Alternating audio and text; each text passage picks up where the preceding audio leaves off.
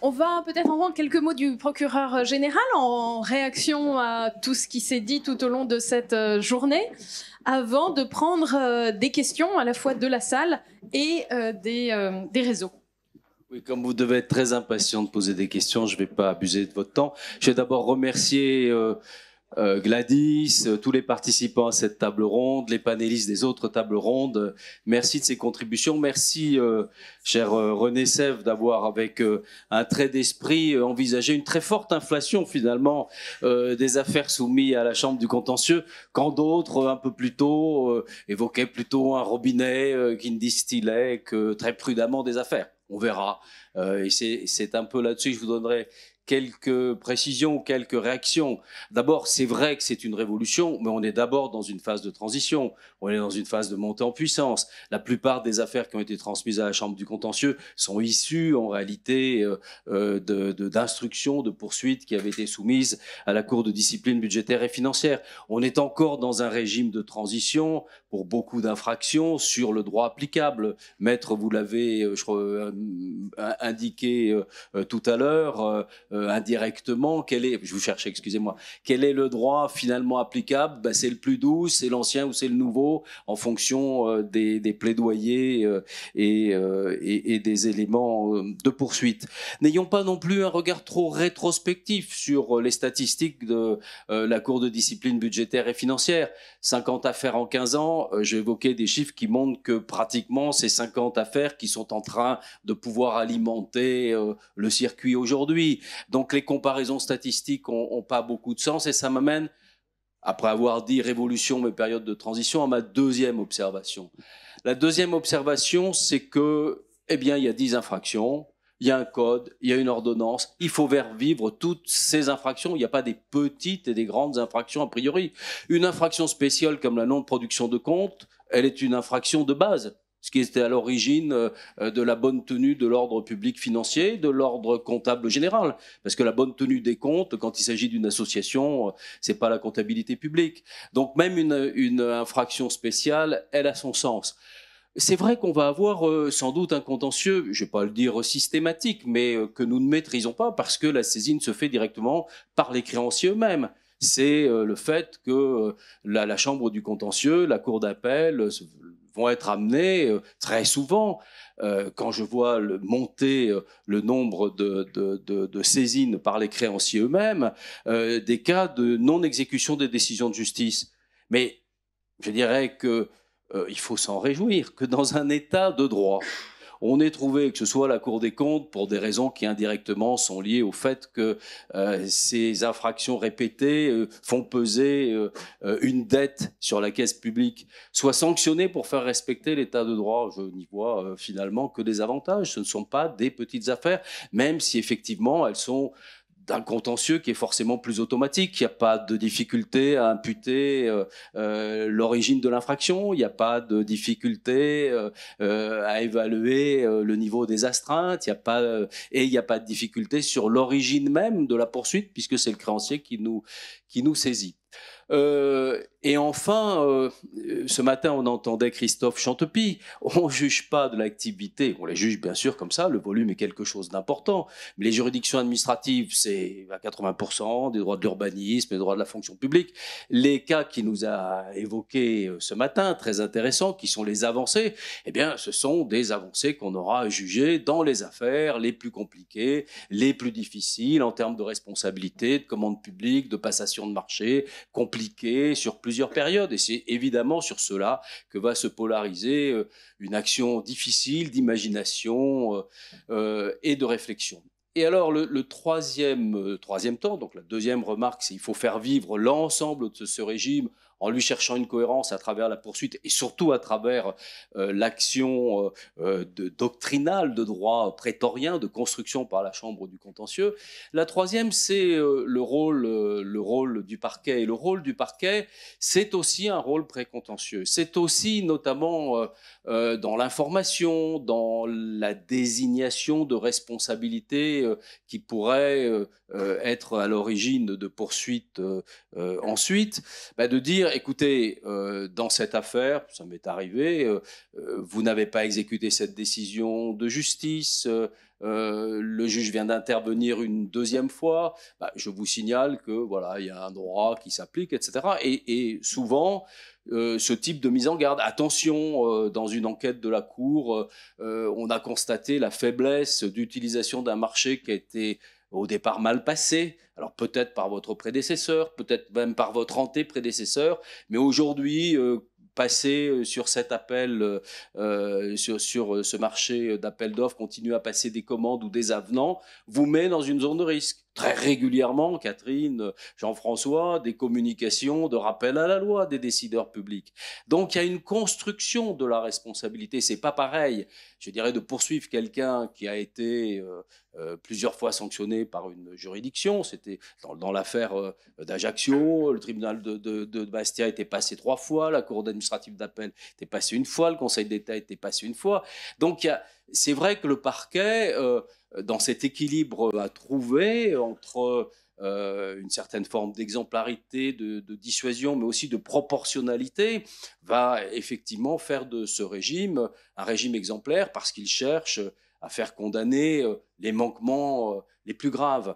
Mais il y a aussi un travail pédagogique en amont, il y a un travail qui se fait d'ailleurs dans les phases de l'enquête, de contrôle des comptes et de la gestion, qui permet déjà de faire valoir à travers les observations des chambres, de mettre en garde, de donner tas d'informations. Il y a ensuite, au niveau du parquet, cette possibilité de faire des communications directes ou des formes de mise en garde. Donc c'est comme ça que cet équilibre doit être trouvé, c'est comme ça que le parquet envisage les choses dans un régime qui est qui n'est pas encore dans sa phase de croisière, mais qui est dans sa phase de montée en puissance. C'était les quelques précisions que je voulais vous donner. Et maintenant, je repasse la parole à nos animateurs pour les questions.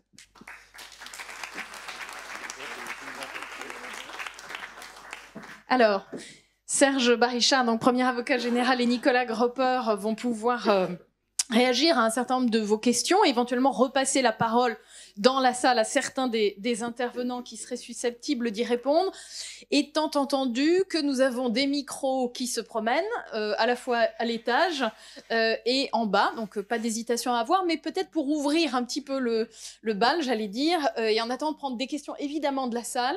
Une question importante liée à la dernière table ronde en particulier sur les droits de la défense et les justiciables, qui revient à plusieurs reprises en ligne depuis quelques heures, et qui concerne la question de la protection fonctionnelle qui pourrait être accordée aux agents et aux gestionnaires publics qui seraient mis en cause. Que peut-on en dire à ce stade? Parce que c'est une question qui mérite évidemment d'être analysée en détail et qui le sera au fur et à mesure de la jurisprudence. Mais à ce stade, que peut-on en dire à nos auditeurs inquiets? Oui, je vais bien me lancer. Moi, j'ai mon assurance tout risque à mes côtés. Mais je viens de donner de premiers éléments parce que j'ai écouté attentivement René Sèvres. Je suis pas un spécialiste de la protection fonctionnelle. Par ailleurs, je suis plutôt chargé de porter l'accusation dans mes fonctions de premier avocat général. Mais néanmoins, le droit à la protection, c'est quand même un droit fondamental. Il me semble qu'il est reconnu par la loi du 13 juillet 1983. Pour toutes les fautes qui ne sont pas détachables du service.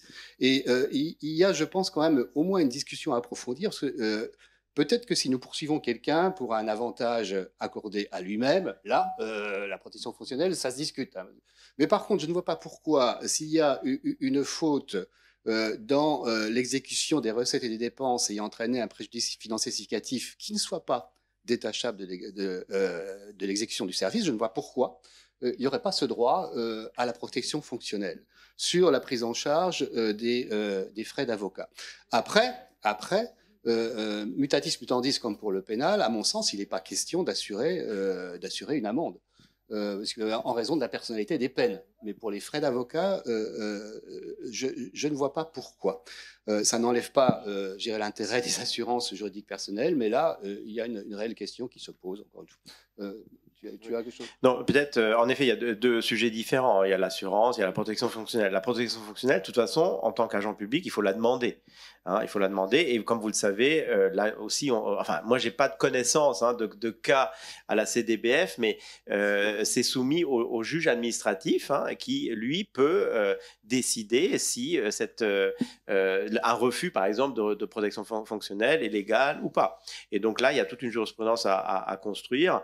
Bon, a priori, je partage ton point de vue. Hein. Je ne pense pas que ce soit quelque chose qui soit exclu, a priori. Mais remettons-nous un petit peu aussi quand même dans la philosophie finalement de notre régime. On est dans un régime de droit public financier qui concerne la sphère publique. Donc on est en réalité finalement dans une sorte de procès, je schématise, un procès que l'État fait à ses propres agents, d'une certaine façon. Puisqu'on n'a pas de partie civile, on n'est pas saisi par le citoyen normal, c'est quand même un procès qui reste un peu en interne à la sphère publique. Et donc, il serait un peu étonnant d'accorder systématiquement une protection fonctionnelle, puisque c'est justement ce qu'on recherche, c'est de sanctionner un agent public. Donc voilà, donc si on se remet un peu à la philosophie générale, a priori, on ne devrait pas avoir énormément de cas où la protection fonctionnelle pourrait être accordée. Je précise aussi à la fin que, comme on l'a dit ce matin, le champ des justiciables est extrêmement large. On a des organismes qui ne sont pas qui vont nettement au-delà de l'État, etc. Donc, on peut avoir, par exemple, des associations, et là, les questions se posent tout à fait différemment. Puisqu'on n'est pas dans la fonction publique, on n'est pas dans le statut de la fonction publique, on est dans un autre cas de figure. Peut-être question dans la salle. De la salle, je vois au fond Dominique. Alors, c'est juste une précision. Moi, j'ai eu un cas 4 mises en cause, 3 avaient demandé la protection fonctionnelle, 2 l'avaient obtenue sans aucune difficulté. Le 3e ne l'avait pas obtenu parce qu'il était accusé de mensonge sur ses déclarations d'intérêt, etc. Donc là, on pouvait... Alors, c'est vrai que nous, juridiction, on n'en est pas forcément informés, parce que ça, c'est vraiment quelque chose qui se passe entre l'agent et son administration. Absolument. Et donc, on peut la demander, on peut peut-être l'obtenir, mais on peut aussi ne pas l'obtenir. Et après, c'est le juge administratif général qui tranche. Oui, et je crois savoir que dans un des cas déjà jugés par la Chambre du contentieux, il y a eu un cas où la protection fonctionnelle a été accordée. Sujet sur lequel les actes reviendront sans doute aussi plus en détail. Mais c'est vrai que le juge lui-même n'est pas forcément au courant. Hein, Monsieur ? Oui, sur ce sujet de la protection fonctionnelle, il faut savoir que la DGFiP a largement communiqué vis-à-vis de ses agents de tout grade, comme quoi elle leur accorderait la protection fonctionnelle. Et ben voilà, on a une réponse déjà pour la DGFiP, qui est une administration parmi d'autres. Oui, pour les fautes non détachables de l'exercice du service, on est d'accord. Nouvelle question sur les droits de la défense, en attendant d'autres questions de la salle. Question qui a été posée, j'ai envie de dire assez simple, assez prosaïque, mais intéressante. Pour un gestionnaire public mis en cause et qui serait resté dans son poste ou qui aurait changé de poste, quel impact sur sa carrière qu'une procédure ou une mise en cause devant la Cour des comptes? Est-ce que le juge s'en préoccupe? Et est-ce que la publication au JO est ou non systématique? Le juge va avant tout se préoccuper de caractériser le manquement, de caractériser l'infraction et de juger quelle est la peine je dirais, proportionnée au fait reproché. Après, les conséquences sur la carrière, je dirais, c'est l'affaire de l'administration, avant tout. Alors, il y a peut-être une discussion à avoir sur publication ou JO ou pas, dans certains cas. Mais encore une fois, c'est à l'administration qui emploie la personne de tirer les conséquences en fonction de la nature de la faute, des circonstances dans lesquelles elle a été commise, de tirer les éventuelles conséquences sur la carrière de l'intéressé. D'ailleurs, parfois au niveau disciplinaire, d'ailleurs. Alors, moi, j'ajouterais, en fait, il y a une réponse juridique et puis il y a une réponse plutôt sociologique. La réponse juridique, c'est que le fait d'être sanctionné par la Cour de discipline budgétaire et aujourd'hui par la Cour des comptes, ça n'implique pas, a priori, d'interdiction, par exemple, de gérer, des choses comme ça. Ça existe dans d'autres domaines.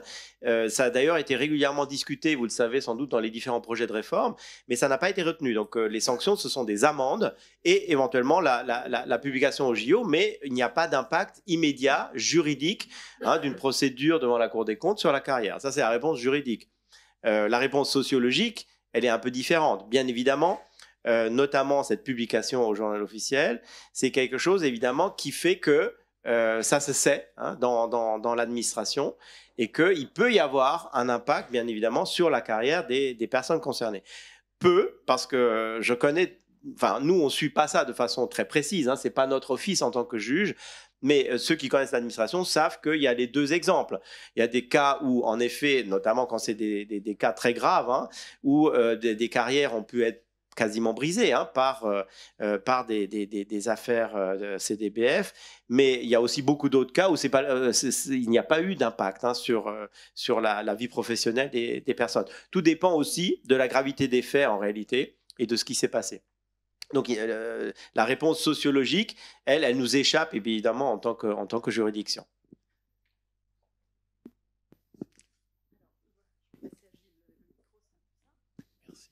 Un questionnement autant qu'une question. Je crois qu'il y a un grand absent qui plane depuis ce matin au-dessus de tous nos exposés, retours d'expérience, discours introductifs. Ça a été évoqué implicitement, mais seulement on est resté dans l'implicite. C'est la responsabilité éventuelle des tutelles dans bon nombre d'affaires, dans la commission de bon nombre d'infractions. Et c'est peut-être un des héritages un peu gris, sinon sombre, de la CDBF, où très souvent on arrivait à l'audience et les personnes mises en cause, leurs conseils, apostrophaient, souvent à juste titre, la Cour en disant « mais il y a un grand absent dans ce prétoire aujourd'hui, Monsieur le Président, Monsieur de la Cour, c'est la tutelle qui a tout su et qui n'a rien arrangé avant qu'on client de commettre l'irréparable qui lui vaut d'être devant vous aujourd'hui. » Je pense qu'il y a une question à se poser. Peut-être faudrait-il, dans les instructions, dans les déférés, dans les instructions, prendre suffisamment de temps pour éventuellement envisager l'ensemble des responsabilités conventionnelles qui sont évoquées dans l'ordonnance. C'est tout à fait évoqué dans l'ordonnance. Et on l'oublie un petit peu trop facilement. C'est vrai que leur rôle apparaît souvent après, en cours d'enquête, au cours de l'enquête, au cours de l'instruction, mais arriver peut-être à étendre véritablement la responsabilité à tous ceux qui ont pris une part vraiment active dans une mauvaise décision. Oui, merci Gilles. Alors, deux réponses. La première, c'est que, en effet, dans le Code de juridiction financière, c'était le cas sous la CDBF et c'est le cas dans l'ordonnance maintenant, les tutelles sont mentionnées, mais que dans une des infractions, qui est celle du L131.9, c'est-à-dire non-respect des règles, etc. Là, il y a un alinéa qui dit clairement qu'on peut aussi sanctionner les tutelles qui ont donné leur approbation en fait, à ces irrégularités. Voilà, mais donc il y a une possibilité d'attraire les tutelles, mais elle est relativement limitée dans les textes quand même. Et dans la pratique, elle est encore plus limitée. Il y a très peu d'exemples dans les arrêts CDBF, il y en a quelques-uns, mais très très peu. Tout simplement parce qu'il faut quand même établir réellement une faute personnelle. Là aussi, il ne suffit pas de dire « ah bah la tutelle n'a rien vu et donc la tutelle est responsable ». Non, il faut réellement que chacun, c'est ce que j'ai expliqué tout à l'heure dans la table ronde, il faut que chaque personne ait commis une faute personnelle. Et le seul fait de ne rien faire, ce n'est pas forcément une faute. Mais ça peut l'être, notamment, donc, comme le dit la loi, si cette tutelle a explicitement donné l'approbation. En gros, on interroge la tutelle et la tutelle dit oui, faites comme ça, tout en sachant que c'est complètement irrégulier.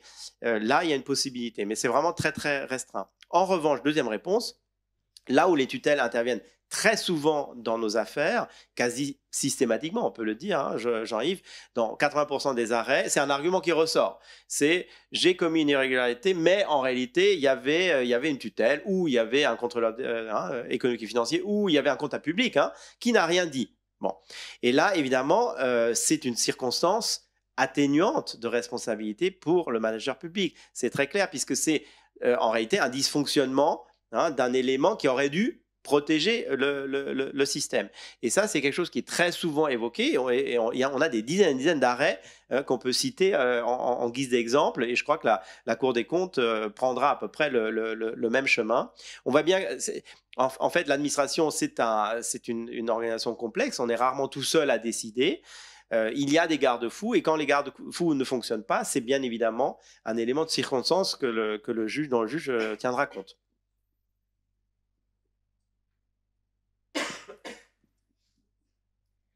Ce matin, vous avez rappelé que le nouveau régime de responsabilité financière des gestionnaires publics ne positionnait plus le comptable public en première ligne. Si l'on regarde du côté des CBCM, ils ont une double casquette. La casquette de comptable public et celle de contrôleur budgétaire. Et j'aurais aimé qu'on revienne sur cette deuxième casquette. Est-ce que le contrôleur budgétaire est un gestionnaire public en tant que tel, potentiellement justiciable de la Cour des comptes en cas de constat d'insoutenabilité budgétaire d'un acte qu'il a visé? Et par ailleurs, bien entendu, cette question peut s'étendre aux responsables budgétaires des ministères, également gestionnaires publics ou pas. Alors Nicolas, le contrôle budgétaire n'a pas de secret pour toi. Donc, non, mais, merci beaucoup pour cette question. En effet, on parle souvent des comptables et puis on oublie un peu le contrôle budgétaire, pourtant qui est extrêmement important. Alors, une réponse peut-être en deux temps. Tout d'abord, on dit souvent les gestionnaires publics. Bon, mais en fait, c'est une facilité de langage. La vraie terminologie qu'il faudrait adopter, c'est acteurs de la gestion publique. Parce qu'il y a des acteurs dans la gestion publique qui ne sont pas des gestionnaires, ils ne gèrent pas, mais ils contribuent à la gestion, soit positivement en agissant, soit en s'abstenant ou en s'abstenant de bloquer ou de critiquer, si vous voulez. Et donc, bien évidemment, à ce titre-là, un contrôleur budgétaire, théoriquement en tout cas, il fait partie de ces acteurs, donc il est tout à fait justiciable. Ça, c'est l'idée de principe.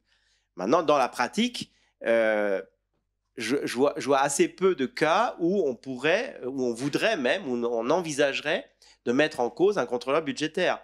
Au contraire, le système tel qu'il est construit est là pour protéger en réalité le contrôle budgétaire, puisqu'il y a une des infractions qui est justement le non-respect des règles, des attributions du contrôleur budgétaire. C'était d'ailleurs dans la loi de 48 la première infraction.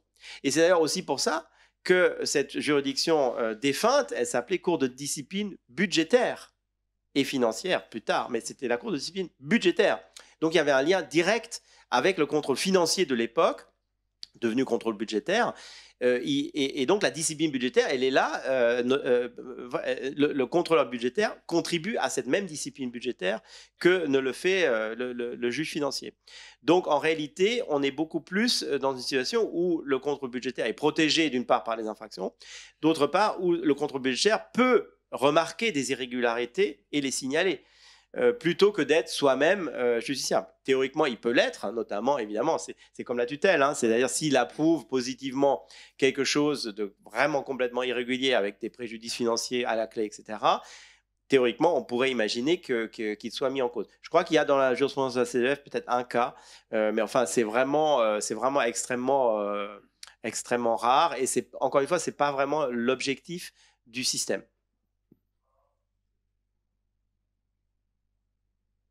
Quelques questions en ligne sur ce sujet de l'imputabilité potentielle liée à notre table ronde sur la responsabilité managériale de ce matin, avec en fait deux questions qui sont un peu liées. La première consistant à savoir si un gestionnaire pourrait être potentiellement mis en cause pour ne pas avoir suffisamment maîtrisé les risques. La question posée étant, on n'a pas forcément la main sur les dispositifs de maîtrise des risques, on ne sait pas forcément ce qu'il en est, et donc jusqu'à quel point on peut être considéré comme responsable de la mise en œuvre de dispositifs de maîtrise des risques. Et la seconde, un peu différente, un peu plus circonscrite, consiste à savoir si un subordonné peut exiger ou doit exiger des ordres écrits, puisque ce matin, ce point a été rapidement évoqué. Oui, je peux donner déjà les premiers éléments de réponse. Peut-on reprocher à quelqu'un de ne pas suffisamment maîtriser les risques? Déjà, on regarde s'il y a quelque chose qui ressemble à un contrôle interne. Est-ce qu'il y a un début de contrôle interne? Est-ce que quelque chose a été mis en place? C'est la première question. Avant de dire, votre contrôle interne, là, il était bien, mais il y a un petit trou dans la raquette et on va vous chercher là-dessus. Logiquement, on n'ira pas.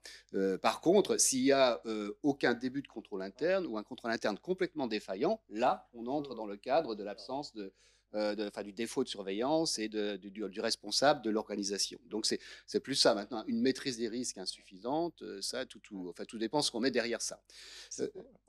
Sur le deuxième point, rappelle-le-moi, Adeline. Ah oui. Ah bah, alors exiger un ordre écrit, il ne faut pas ouvrir le parapluie systématiquement. C'est vraiment, moi, je me mets à la place du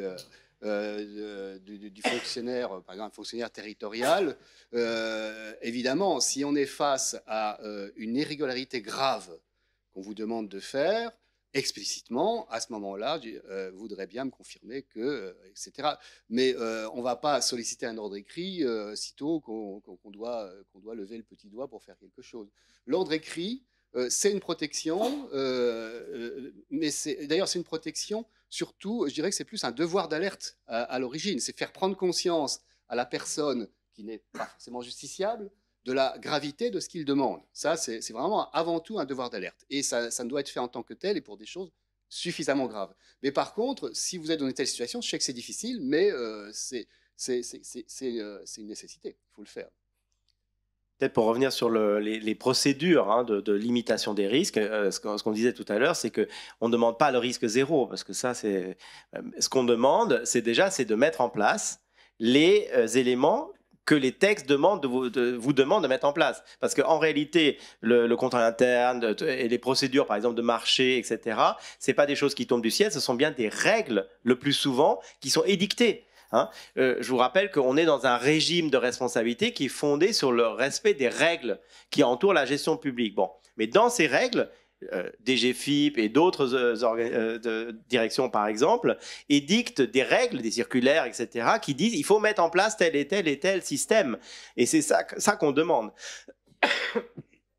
Et pas forcément plus. C'est déjà de mettre en place ce que les différentes règles exigent. Une dernière question de la salle, sinon je vais en relayer une toute dernière avant l'arrivée du premier président qui est imminente. Ah, monsieur. Merci, Édouard Leroy de l'Inspection générale d'éducation, du sport et de la recherche. À un moment, il y avait ce débat entre les magistrats financiers et judiciaires sur Seine, et puis avant, qui regardaient donc le travail des gestionnaires publics, et puis ensuite le juge Guillemard a réévoqué le sujet des disciplinaires. Et on n'a pas évoqué comment peuvent coopérer les magistrats judiciaires, financiers, donc entre eux ça a été dit, mais avec le pouvoir disciplinaire qui normalement aussi a vocation à prendre des actions éventuellement très très rapides et de prévention dans le cadre du traitement de ces affaires. Merci beaucoup, monsieur. Donc, ce sera la dernière question. Nous saluons l'arrivée de monsieur le Premier Président. On va juste répondre à cette dernière question.